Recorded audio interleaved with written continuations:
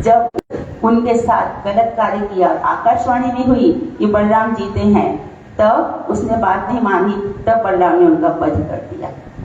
जैसे कि अभी बात चल रही थी कि सूत जी का वध हुआ। सूत जी के वध में बलराम ने किसी अस्त्र शस्त्र का प्रयोग नहीं किया। उन्होंने एक छोटा सा घास का तिनका उठाया और उनकी गर्दन में लगाया। गर्दन में लगाते ही उनका गर्दन कट गई। तो जो रोमहर्षण थे उनको सब शौनक आदि ऋषियों ने कहा कि हमने इनको लंबी आयु दी थी, ये पुराण वक्ता है, आपने ऐसा क्या कर दिया, ऐसा नहीं करना चाहिए था।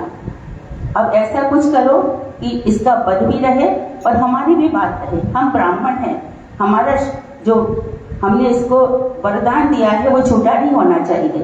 तब उन्होंने उनके पुत्र रोमहर्षण को चिरायु दी और उनको कहा कि ये बहुत समय तक आपको कथा सुनाएंगे। बलराम जी ने बिल्कुल इंटरेस्ट नहीं लिया कुरु महाभारत की लड़ाई में। वो वहां पर चले गए, इसी समय तीर्थ यात्रा के लिए चले गए। जब महाभारत युद्ध हुआ तो उन्होंने किसी के प्रति कोई फेवर नहीं दिखाया, कोई पक्ष नहीं दिखाया। तीर्थ यात्रा में चलते चले गए और तीर्थ यात्रा के बहाने सभी तीर्थों को उन्होंने पवित्र किया। जब दंतवक्त वध हो रहा है उसके पहले बलराम जी गोकुल आए। गोकुल में आकर के बलराम जी की दो पत्नियां हैं, रेवती और वारुणी। रेवती सत्य युग के समय से ककुत में बाहर बैठकर प्रतीक्षा कर रहे हैं ब्रह्मा जी से कि मेरी बेटी का विवाह हो जाए। इतने बीच में वो बाहर आएंगे, प्रतीक्षा होगी, धरती पर बहुत सारे युग पे युग निकल गए। उन्होंने कहा कि देखो तुम्हारी जो इतनी संगनी है वो नीचे है। तो रेवती जो एकदम लंबी थी बहुत समय, क्योंकि सतयुगकालीन है, तो बलराम जी ने अपने पैर से उनका पैर दबाया और हल से उनका सिर दबा दिया और अपने समकक्ष बना दिया।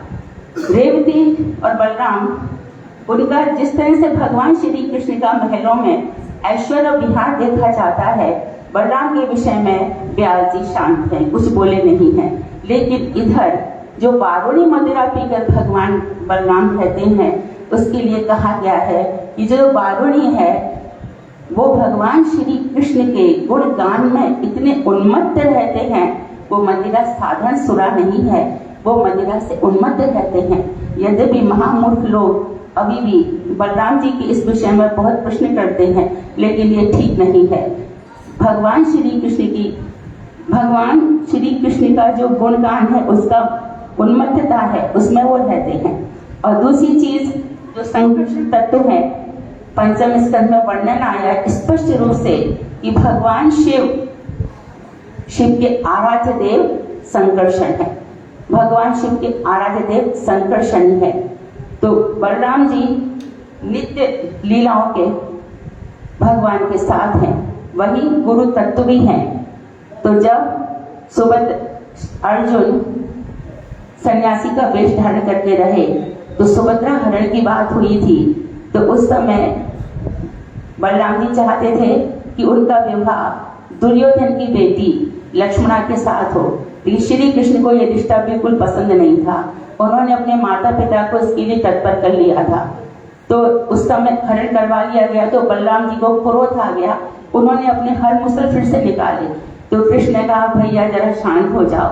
उनको शांत कराना इतना आसान नहीं था, लेकिन जैसे जैसे करके कृष्ण ने बलराम को शांत किया। अब यही बलराम जब भगवान से पहले ब्रज में आए हैं तो उन्होंने अपनी गोपिकाओं के साथ विहार किया है। उस समय फिर से प्रश्न है कि जब कृष्ण आ गए थे तो कृष्ण की गोपिकाओं के विषय में लिखा है कि अक्रूर के रथ के आगे, गर्ग संहिता में भी वर्णन है, अक्रूर के रथ के आगे गोपियां विलाप कर रही हैं, आर्तनाद कर रही हैं, क्रंदन कर रही हैं, लेकिन बलराम जी की गोपियां क्या कर रही थी? यहाँ पर महाराज सब प्रश्नों का उत्तर देंगे। तो बलराम जी जब इधर आए हैं तो उन्होंने गोपियों के साथ विहार किया है। फिर से प्रश्न है कि क्या इस समय कृष्ण की गोपिकाएं भी थी? गुरुदेव कहते थी। हम कहते हैं कि वो जेठ हैं, एक प्रकोष्ठ में उनको रखा नहीं जा सकता। हम किसी भी मंदिर में बलराम जी को राधा जी के साथ नहीं देखते हैं, लेकिन गोपिका ने भगवान बलराम के साथ विहार किया। वहीं पर द्विविध बानर था जो उस समय का था जब भगवान श्री राम, वो राम से तो बहुत प्रेम करता था, परंतु सेवा के लिए लक्ष्मण से किसी बात पर क्रोधित हो गया था।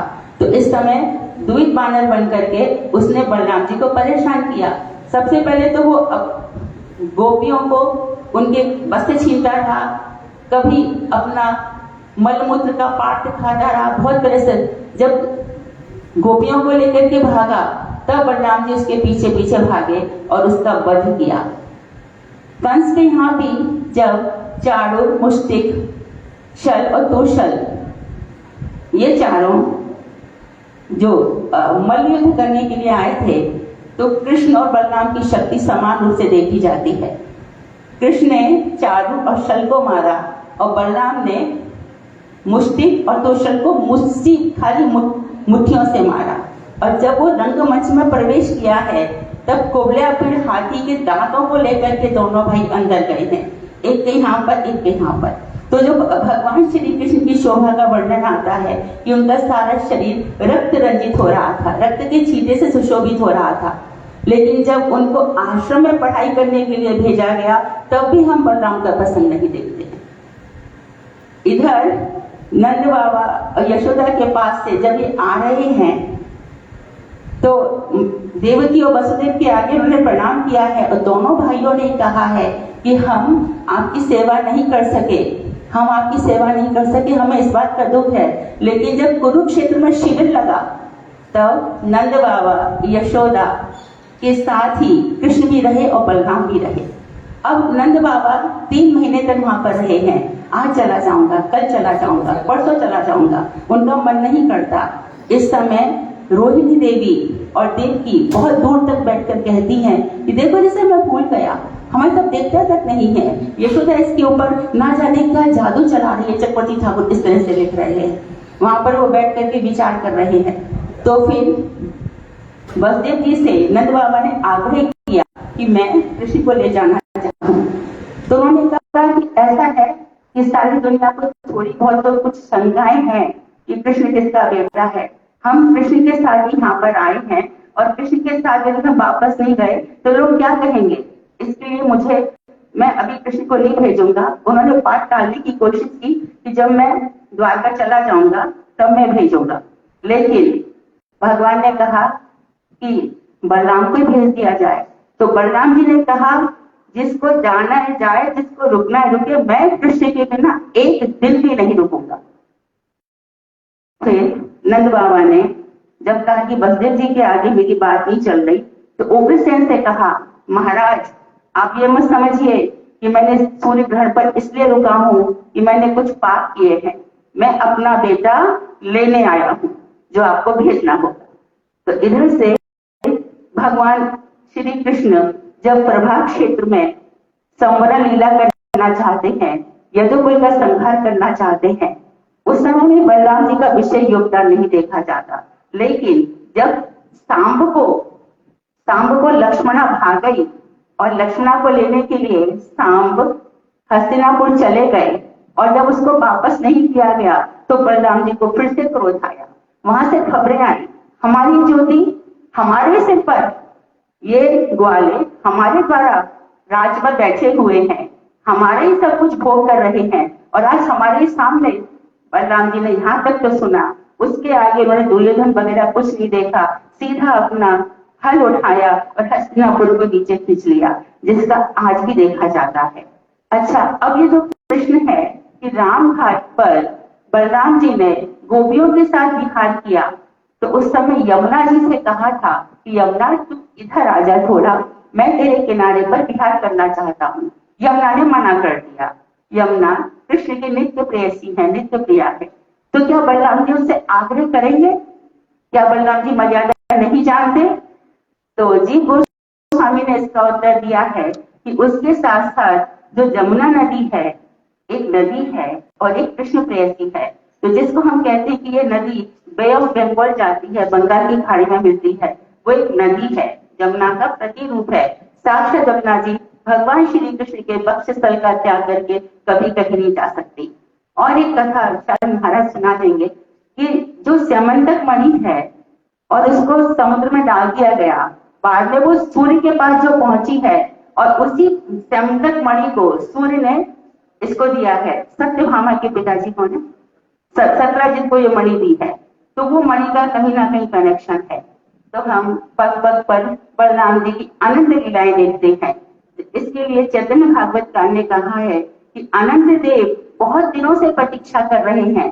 प्रारंभ में ही कहा है, बहुत दिनों से प्रतीक्षा कर रहे हैं, कभी तो ऐसा होगा कि मैं भगवान श्री कृष्ण के गुणों का वर्णन पूरा कर पाऊंगा, लेकिन आज तक नहीं कर पा रहे। इस तरह से गुणगान में हमेशा हमेशा आविष्ट रहते हैं। ऐसे बलराम भैया के चरणों में मैं कोटि कोटि दंड प्रणाम करती हूँ और प्रार्थना करती हूँ कि वो हमारे हृदय में अपने प्रति, जो कि साक्षात गुरु तत्व है, और भगवान श्री कृष्ण और राधा जी के प्रति जिस तरह से वो मधुर रस से, सख्य रस से, बासर रस से उनकी सेवा कर रहे हैं, उस सेवा का थोड़ा सा प्रकाश हमारे हृदय में करें। वहां सकल गुरु वैश्य कृपा सिंधु पति का नाम पाप जो बैठे।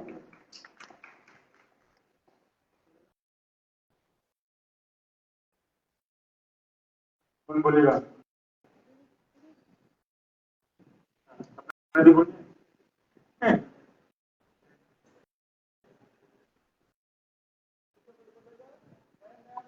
नया पॉइंट बोलना पड़ेगा। तुलसी बोलेगा नया पॉइंट। नए पॉइंट के लिए हर से काटा सीधा कर।